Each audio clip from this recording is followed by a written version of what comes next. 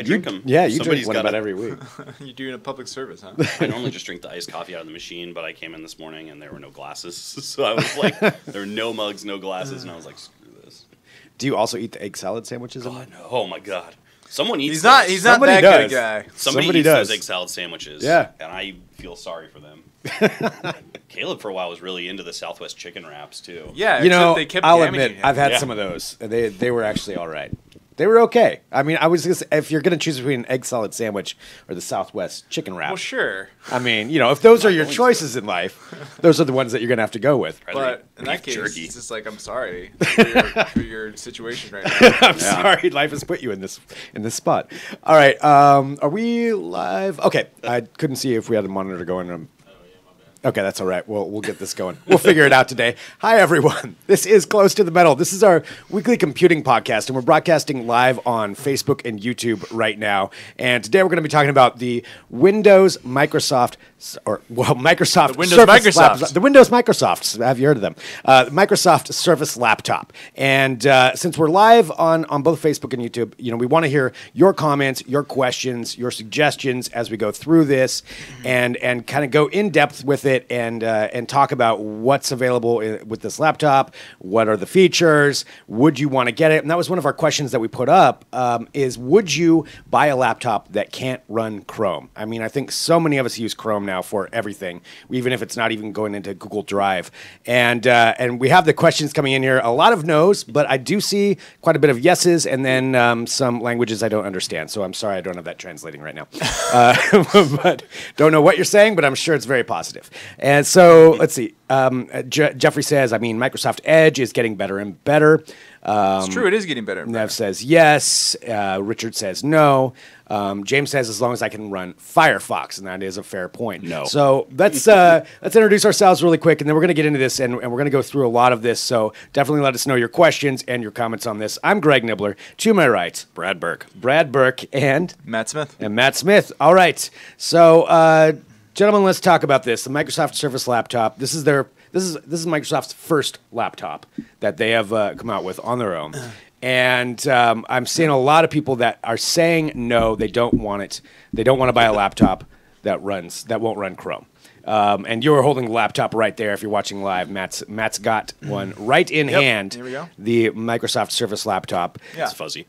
It's fuzzy. Okay, so we'll discuss this. We'll discuss why it's called fuzzy and why they keep describing it as fuzzy and other things associated with that. But why can we not run Chrome on this? Let's just get to the answer of that right off the bat.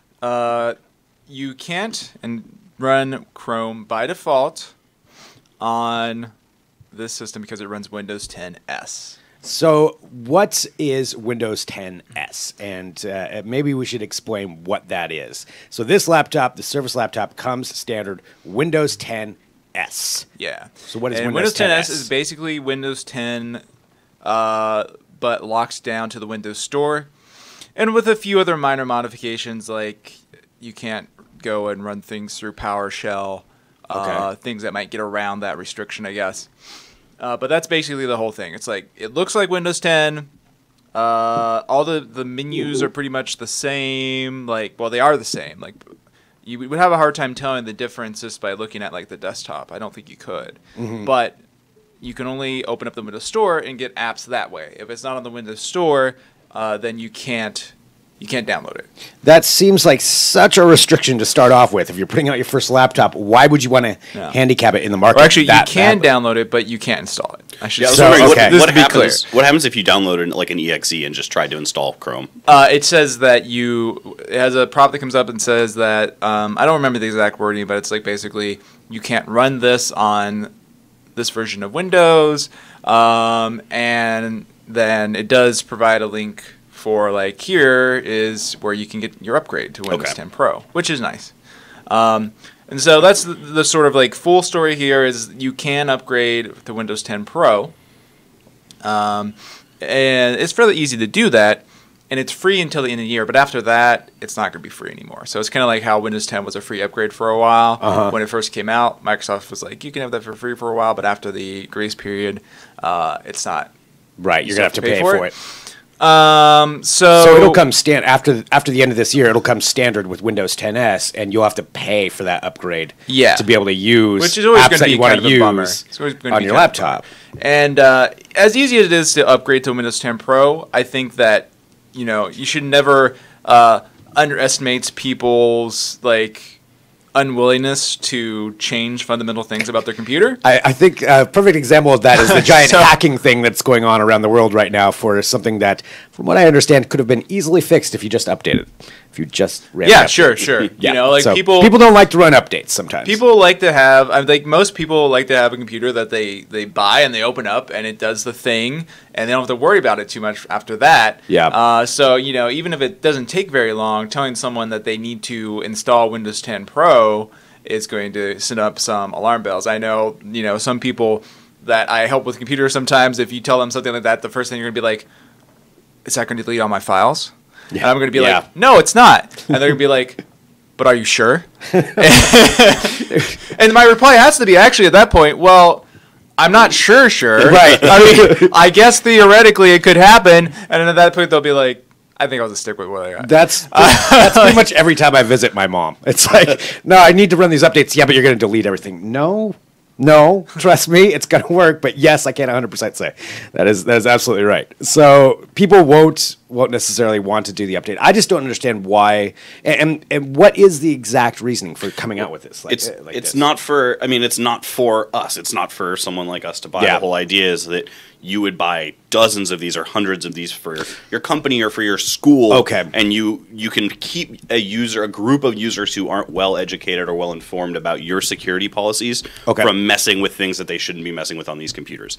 It makes it a lot easier to group administrate large numbers of these systems, to interact with, uninstall, and it also, I think this has the fresh mode you can turn on where you basically log out when you're done using it and it deletes all of your session data so that the next person who walks up has a nice clean experience as soon as they sit down. So that makes sense. So they're going more after the Chromebook. But the thing is, that's actually not quite correct. Okay. Because Microsoft made this big deal about, going after education, and it is a big deal, when they first announced the Surface Laptop. And certainly that's something this can do. It's also kind of for business. But if you go look up Microsoft Surface Laptop, you go to the product page, it says, introducing Surface Laptop, performance made personal. Which just kind of says it all. Does that say anything about education right there? Does that give you any indication this is really something that is going to be sold to organizations? No. And I'm scrolling through the page. Nothing. It's just... So it sounds like it's just being sold as a regular laptop. So it sounds like it's kind of a mixed message. So it is a mixed message. I think it's kind of intentionally a mixed message. You know, I think Microsoft. This is for a group, unless you don't want it to be for a group. Microsoft has this problem, right? Where they obviously want people to use the Windows Store. Mm-hmm. They also have a fan base that is very. I mean, at times can be very sort of reactionary and sort of old guard, and is not going to be down with that. They're not going to be down with that. So, how does Microsoft be well, we want people to use the store. We also don't want people to be really mad at us all the time. That would be cool. And I think the messaging here is trying to sort of get around that problem. Whether or not it'll be successful, I don't know. But it's kind of the same problem that Microsoft tried to tackle with Windows 8. Because when Windows 8 came out, they were they kind of came at a different angle. Well, we'll have a store, and you'll want to use the store because you'll have touch. Yeah. And that was the pitch then, and it didn't quite work out then. And, I don't know if it will work out now. I would say probably not, but, I mean, they kind of have to try. Mm-hmm. They don't really have an option to not try at this point. So that was something I talked to them when I had a meeting with one of the Xbox people at the PC Gaming Show at E3, and he talked about the fact that they want to keep, especially when in the context of games, they want to keep bringing games to places where people are going to buy them. But the only way to make the store better is to have good titles there and give people a reason to go get it. Yeah. And it feels like this is sort of the opposite tact of that, where they're saying, as a gaming side, we want to make the store really good and provide good content there so that you do want to use it because the content's good. Whereas on this side, they're sort of like, no, we're going to make you use it regardless of whether the apps you need are there or not. Yeah. You know, like you were saying, while we were testing, Spotify came to the Windows Store, right? It happened didn't have Spotify. like the day after we actually got the laptop in. Yeah. So you have Spotify now. But I think that what Microsoft really hopes for overall with this particular system is that they hope that organizations and educational institutions and stuff will buy them and buy a fair amount of them, and then maybe someone gets it. You go to your state university and maybe they have a contract with Microsoft and you get a Surface laptop. And it's like, here you go. And you're like, oh, well, this is pretty nice. Look at this. This is like it's fuzzy. $1,000 to $2,000 laptop, and I just got it. And the only catch is that it runs Windows 10 S, and I can't upgrade the Windows 10 Pro because that's not part of my policy. It's group managed. But you start using it, you like it, so getting in the door. You think, maybe Edge isn't so bad after all. Maybe I don't mind. Like, maybe these apps are okay. Yeah. And then next thing you know, like the people get out of that job or out of the college or whatever, and then they're like, oh, well, maybe I'll buy a Windows 10 S laptop after all, and it won't be such a big deal. Right. This is I think that's the strategic goal here. Is to get it in there. So it's to go after like Chromebooks or whatever, Well, it's to make Windows app experience work more like, mobile. Yeah. I'm just talking about like getting into educational systems, because that seems to be what a lot of schools use, right? Are Chromebooks? Correct me if I'm wrong. That is like a huge market that Chromebook has taken. Yeah. But the problem here is that I think they're targeting like by kind of going the like, oh, it's easy to use route. They're sort of got one half of what made Chromebooks really successful in education. They're missing the price thing. Like schools don't have, colleges, maybe if you're paying a private institution and you're paying thousands of dollars a year, yeah, maybe you're going to get one of these. But like grade school, high schools, they aren't going to get they aren't going to have. They're not going to spend $1,200 when Chrome OS is selling you like a whole cart full of Chromebooks for like $2,000. Well, yeah, and we should talk about that. I mean, the base price I think is about $1,300. Is that correct? It's $1,000. $1,000 is the base price. Okay, and yeah, that is expensive if you're going into like a general school or especially a lower. I think for that sort of like lower like public school sort of education, Microsoft probably hopes that the third-party manufacturers will come out with cheaper versions. Okay. Because they are going to, like, there's Windows 10S systems that are going to be a lot less expensive. Cheaper systems using Windows 10S. Yeah, and obviously they won't be fuzzy, but that'll be okay for those purposes. And we'll get into the physical aspects of the Surface laptop. That's a whole different discussion we're going to get into. And also, since you're watching live, if you're on Facebook and YouTube right now, let us know your questions. If you have questions about this, we've got the laptop sitting right here, and Matt and Brad have both used it. So let's get your questions in here. But yeah, continuing on with what you're saying there, Matt. Okay, never mind. I think I pretty much wrapped it up. Okay, let's actually talk about the laptop itself. Okay, a little bit. Talk about the external or the internal of what is it running in there. Well, it's got a core. This model has a Core i5 7200U processor, 8 gigabytes of RAM, 256 gigabyte solid state drive. So it does have a solid state drive. Pretty standard stuff for a high end laptop. It is kind of an interesting thing that, like, the idea of Microsoft coming out with its first laptop is kind of interesting and sort of funny because at this point they actually are like they make a lot of different hardware.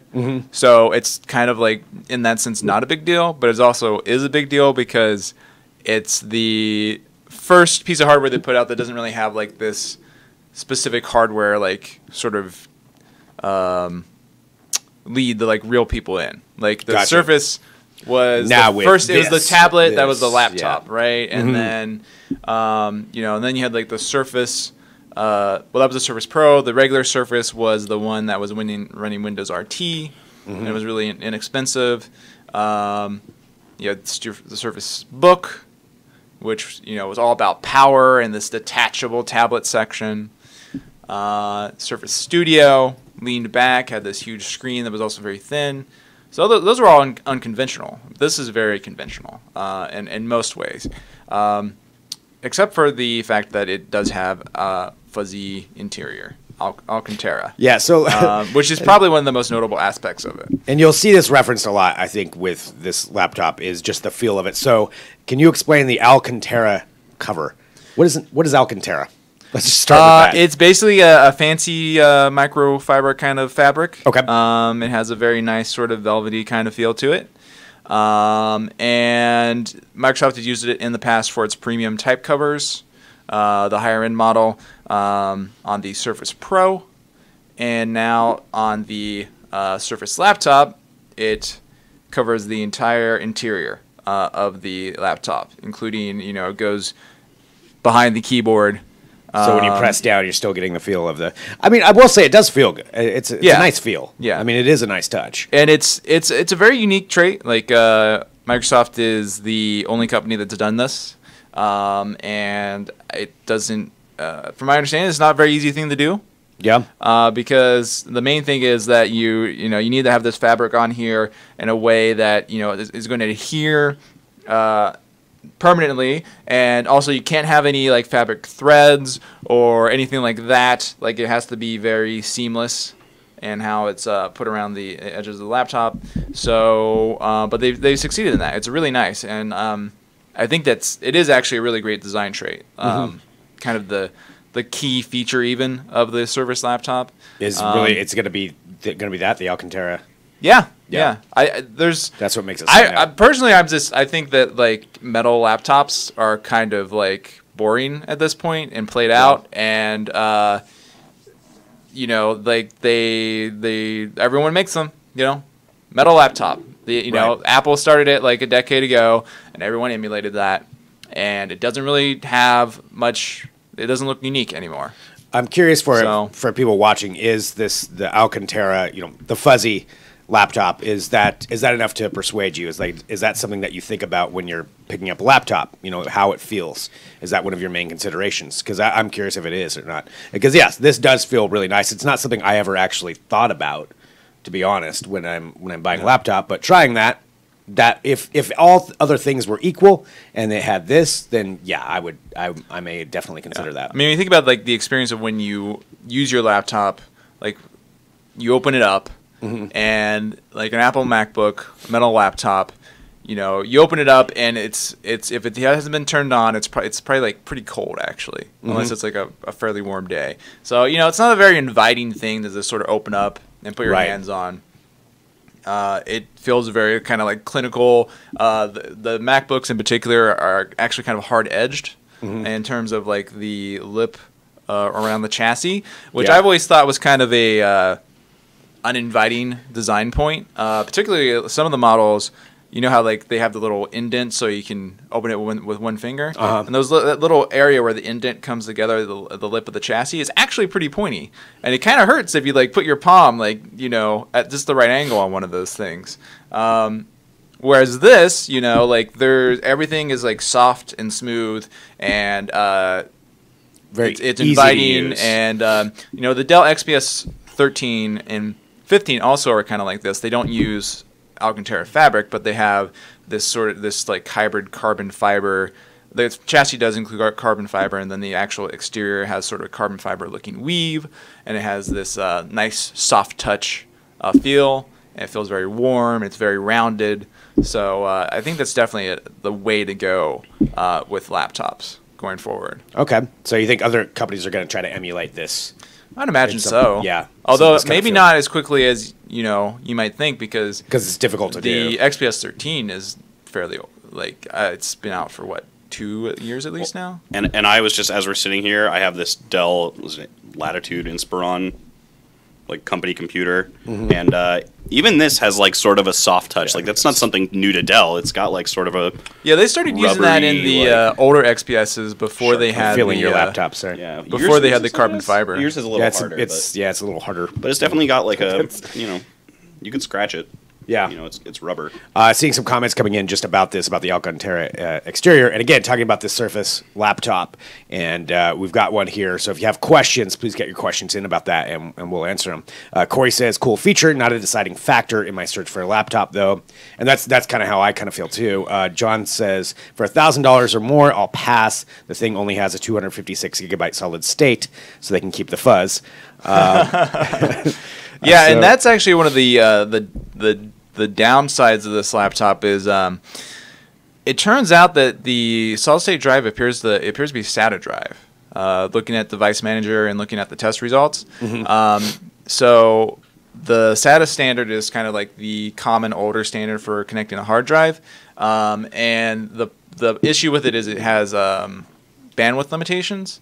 You get around 500 megabytes per second, and that's about you're probably not going to do much better than that in most cases. So modern solid-state drives, though, they can hit up to several gigabytes per second. And we've seen that with, the Apple MacBook Pro is actually sort of it's like kind of leader in a lot of cases, but also some laptops from Dell and Lenovo have hit close to or over 2 gigabytes per second on like write speeds. So why do you think they went with that? So I don't know. It wasn't the right call. To put that kind of and Microsoft actually has sort of an issue with this because the Microsoft Surface Studio, which is incredibly expensive, also for some reason doesn't include a dedicated solid state drive. It has a hybrid drive, so it has a smaller solid state cache with a bigger mechanical hard disk.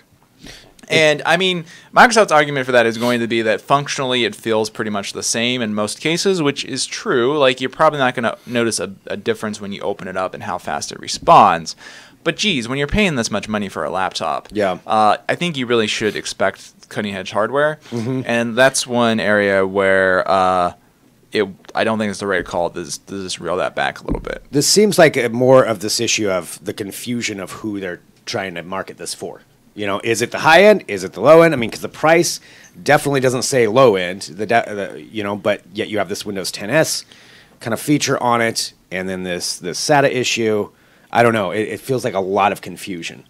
Well, and especially like you were saying, if their tagline is "performance made personal," there's nothing performance about a SATA hard drive and an i5, or the system overall. Really, it's a typical high end laptop, which is fine. It seems like it falls just short of some of the other high-end laptops we've seen at the same price point, like the XPS 13 and for sure. Lenovo's, like they seem to like your competition at $1,000 to $1,500 is top-end systems. You're getting some really nice laptops, portable laptops, high-end laptops at that price, where all of this stuff is standard, if not improved in those, Yeah, that's I guess as we're getting questions coming in, I guess to address one thing here, Diana says, as a web developer, I would never buy a machine that didn't allow me to install other browsers. Yeah, absolutely.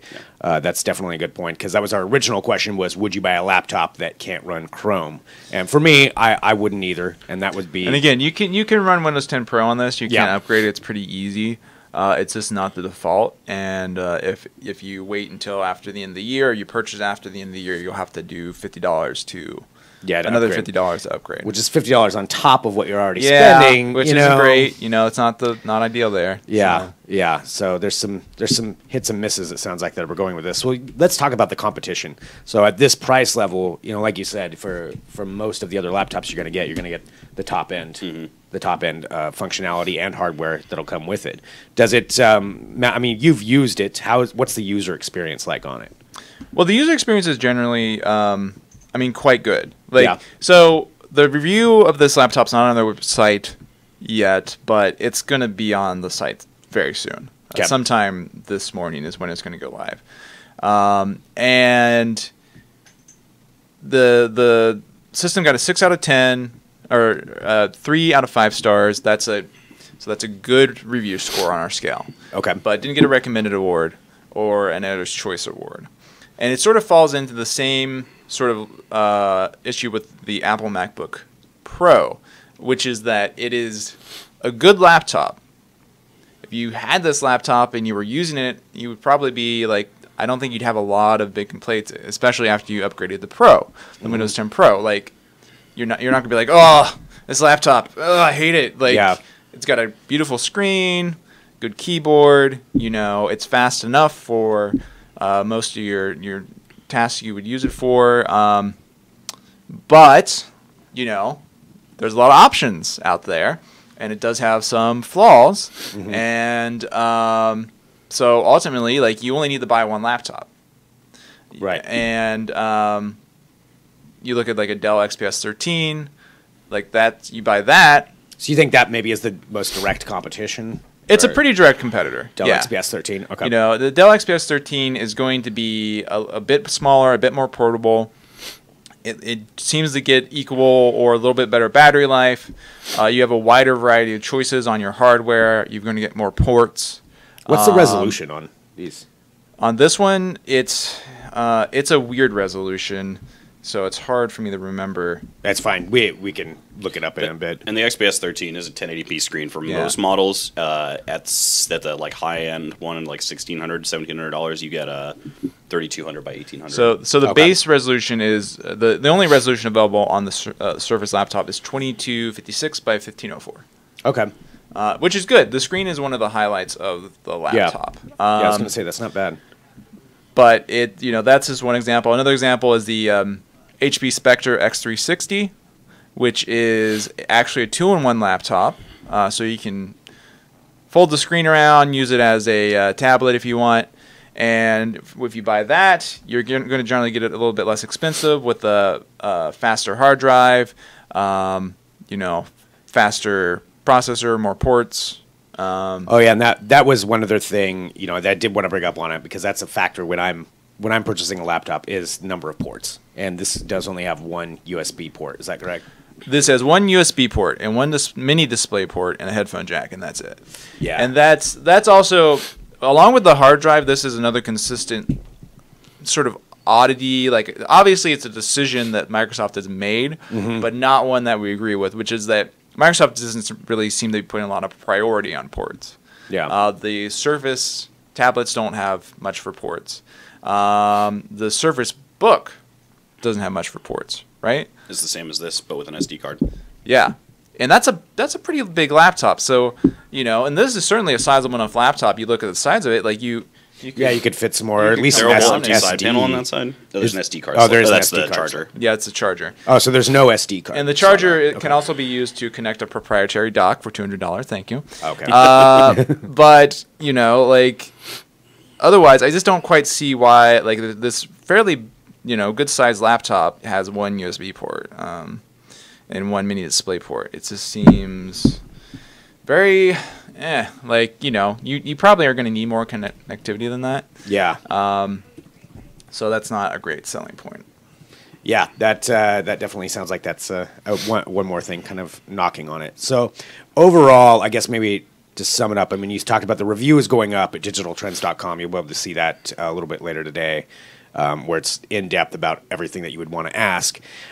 So where does Microsoft go from here with this? Do you think they'll continue down this line? I mean, it sounds like they've got to make a decision. They definitely will. They've started it. They'll definitely keep up with the Surface laptop, I think. But it seems like you've got to make a decision on which way you're going to go, or just split it off and make a low-end version and make a high-end version. I think that's probably a more likely end scenario, is that they push a lot of their OEMs to create systems that are Windows 10s. Although I have trouble believing that companies are going to want to sell a really cheap system with Windows 10s when they could sell a really cheap system with Windows 10 with Bing, which is sort of like the same idea, in that that's a version of the operating system that is free for manufacturers to use on systems under a certain sizing. It has to be under 12 inches or 12 inches or less. And oh, really? The catch there is that it's Bing out of the box and Edge out of the box, but you can change them. You can run your own programs. That's the only real difference. Chrome. You can download Chrome and run whatever browser you like. It's just a way for them to sort of put Bing in front of more people. And I think that was sort of the first step towards this. But, you can get systems like that for $300. Yeah. And that's a great price point for a Windows 10s system. But I don't know. I just have trouble believing that companies are going to want to sell this instead of that. Well, you mean a Windows 10s system? Yeah, the desire will be, instead of producing a 12.5-inch Windows 10s system, and having people having to explain to everyone who calls into customer support, right? No, you cannot run Chrome. You bought a laptop with Windows 10s, right? I think they're more likely to sell this Windows 10 with Bing version. Yeah. I mean, and that I don't know. That's a tough call because I can understand why Microsoft would want people to get away from using Google Drive, but I mean, there's so many companies, small businesses especially, that use Google Drive. I mean, it's there, it's free, and it's not that I would be opposed to a Microsoft laptop, but I think for me, to get back to our original question, would you buy a laptop that can't run Chrome? I'd have to say no for myself. Or that you have to pay $50 for. Or that I have to. That alone would bother me. I mean, it's free right now, and that's true. That is a good point to make. If you buy this now, you can upgrade to Windows 10 Pro. Is it for free until the end of the year? After that, you have to pay $50. It's not free. It's included. Included. Right, included with that upgrade. Spending $1,000 on the computer, right? So I want that should included. just run your programs. Yeah. All right. Well, this is what we've been talking about today is the new Surface laptop. Seeing a couple of questions, just kind of some final things that came in here. Jeremy says, you guys are awesome and did great despite my heckling of the machine. Thank you, Jeremy. Thanks for tuning in. You are free to heckle anything you want while we're talking about whatever the product is, or compliment it, or throw in your questions, whatever you want to do. So we do the show live every Tuesday at 10 a.m. Pacific time on Facebook and YouTube. Each week we cover a different topic, whatever is new that week or whatever we want to discuss, but we always like to hear your thoughts and questions, or maybe you think there's something that we should be covering. You can email us, podcast@digitaltrends.com. So send us an email there or comment on any of these videos that we've got up. You can check out all the back episodes and be sure to tune in, like I said, every Tuesday, 10 a.m. Pacific time. And Matt, your review will be up later today. Yeah, it should be up today. Sort of any minute now. Okay, any minute now. So you can check that out at digitaltrends.com and go there for all of your news. We have tons of articles about any kind of tech you would ever want to think about. We've got it at digitaltrends.com. So go there and check that out. Thanks for watching, everybody. We'll be back next week with another episode.